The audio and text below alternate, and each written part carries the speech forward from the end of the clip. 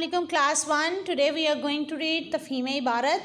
तफ़हीम इबारत में आपको एक पैराग्राफ दिया जाता है और उसके नीचे कुछ खाली जगह या कुछ क्वेश्चंस दिए जाते हैं जिसको आपने पैराग्राफ पढ़ के उसकी अच्छी सी रीडिंग करने के बाद उसको वहाँ से आंसर्स पिक करके नीचे राइट करने होते हैं।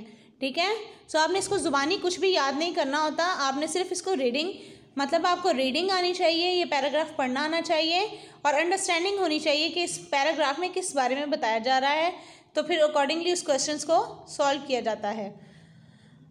इबारत को गौर से पढ़िए और सवालों के जवाब दीजिए। फातिमा का स्कूल में पहला दिन था।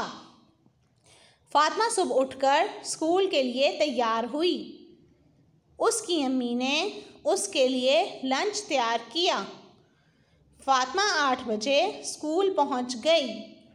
फातिमा की टीचर सायरा ने उसे प्यार किया। फातिमा ने ब्रेक में बहुत खेला। उसने एक नई दोस्त हिबा के साथ लंच किया। फातिमा का स्कूल में पहला दिन था। फातिमा सुबह उठकर, सुबह वर्ड नहीं होता, क्या वर्ड होता है? सुबह। फातिमा सुबह उठकर स्कूल के लिए तैयार हुई। उसकी अम्मी ने उसके लिए लंच तैयार किया। फातिमा 8 बजे स्कूल पहुंच गई। फातिमा की टीचर सायरा ने उसे प्यार किया। फातिमा ने ब्रेक में बहुत खेला। उसने एक नई दोस्त हिबा के साथ लंच किया।